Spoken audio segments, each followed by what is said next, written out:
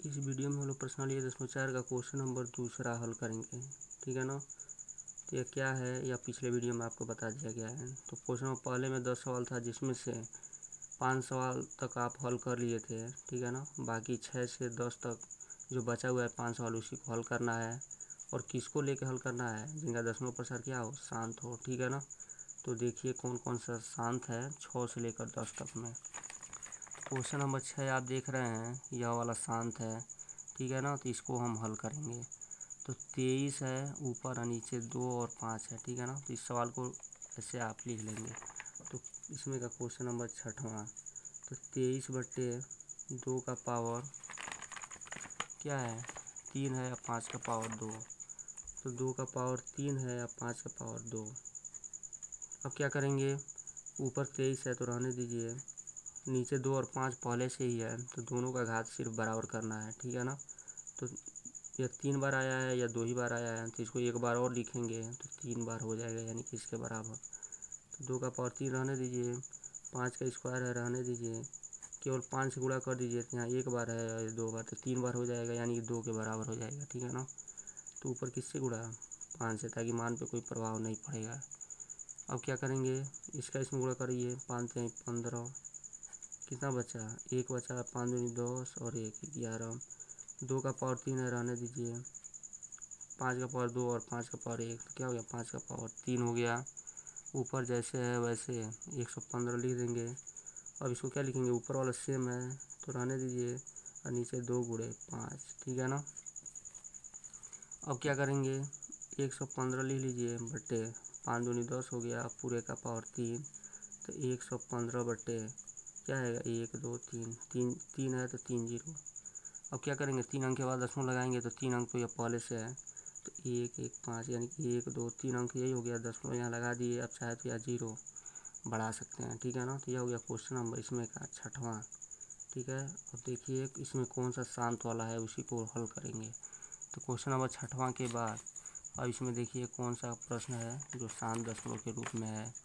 7वां जो है क्या है, और शांत के रूप में है, तो इसको तो हल नहीं करेंगे। 8वां शांत के रूप में है, यानी शांत दशमलव के रूप में है, तो इसको हम हल करेंगे, ठीक है ना। तो 8वां सवाल देखिए, 6/15। तो 8वां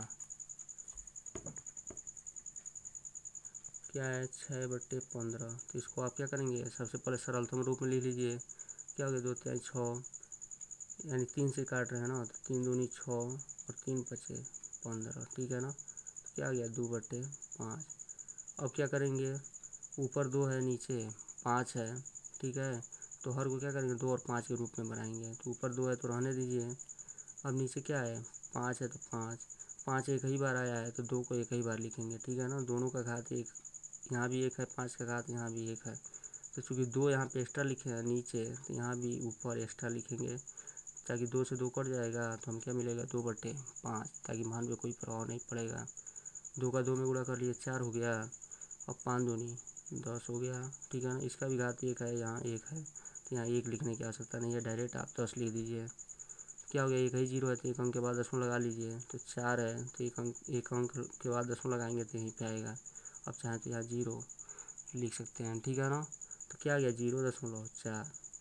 तो यह हो गया क्वेश्चन नंबर 8वां, ठीक है ना। और इसमें आगे देखिए कौन सा है, शांत दशमलव के रूप में। 8वां के बाद 9वां भी क्या है, शांत दशमलव के रूप में है। और 10वां आप देख रहे हैं शांत दशमलव के रूप में नहीं है, तो इसको तो लगाएंगे नहीं 10वां। तो क्वेश्चन नंबर 9वां देखिए, 35/50। तो इसको लिख लीजिए, तो 35/50, या क्वेश्चन नंबर कौन सा है, 9। 35/50।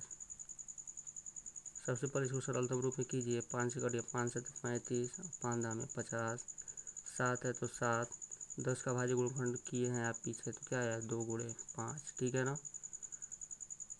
तो यहाँ पे चाहे तो यहाँ पे गुणनखंड मत करिए, या पहले से ही 10 के रूप में है, ठीक है ना। तो आप डायरेक्ट क्या करेंगे, 1 अंक के बाद दशमलव लगा सकते हैं, ठीक है ना। तो यह लिखने की आवश्यकता नहीं है।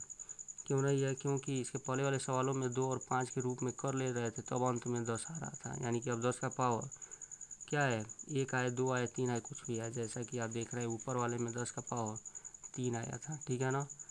तो जब नीचे 10, 100, 1000 के रूप में आए तो हम आसानी से दशमलव के रूप में लिख सकते हैं, ठीक है ना। यानी कि इसी को 10, 100, 1000, 10,000 इसी के रूप में बनाना है, ठीक है ना। तो या 2 और 5 यहाँ पे आया है तो इसको 10 के रूप में आप लिखे हैं। यहाँ पे भी 2 और 5 आया है, फिर इसको यानी कि 10 के रूप में लिखे हैं, यानी कि 1 है उसके बाद 0 0 है ताकि दशमलव आसानी से लगा सकेंगे। तो यहाँ पे पहले से ही 10 है तो इसको 2 और 5 के रूप में ऐसे दिखाने की आवश्यकता नहीं है, क्योंकि बाद में फिर से इसको लिखना पड़ेगा, ठीक है ना। तो चूँकि यहाँ पे 0 के रूप में आ चुका है तो एक ही 0 है तो एक अंक के बाद डायरेक्ट दशमलव लगा देंगे। तो 7 है तो 7, ठीक है ना। तो 1 0 है तो एक अंक के बाद दशमलव लगा लीजिए, और यहाँ पे चाहे तो 0 लगा सकते हैं, ठीक है ना। तो आपको बस इसमें यही बताना है कि 2 और 5 के रूप में लिखने की कोई आवश्यकता नहीं, क्योंकि अगर हम इसको लिखते 10 को 2 और 5 के रूप में तो फिर क्या लिखते 7 और 5 दूनी 10, तो फिर इसी बात को लिखते। इसीलिए क्या करेंगे, यहीं पे डायरेक्ट क्या करेंगे, इसको लिख देंगे। तो 1 0 है तो एक अंक के बाद दशमलव लगा देंगे, ठीक है ना। तो इसमें क्या देखें, 5 के बाद जो 6 से 10 तक का प्रश्न था उसमें 6वां, 8वां और 9वां शांत दशमलव के रूप में है, तो केवल इसी को हल करना था, ठीक है ना। तो यह हो गया क्वेश्चन नंबर दूसरा, ठीक है। तो दूसरे में 5 सवाल इसके पहले वाले वीडियो में बताया गया था, अब बाकी 6 से 10 तक 5 सवाल इस वीडियो में बता दिया गया है, ठीक है ना। अब अगले वीडियो में हम लोग क्वेश्चन नंबर तीसरा हल करेंगे।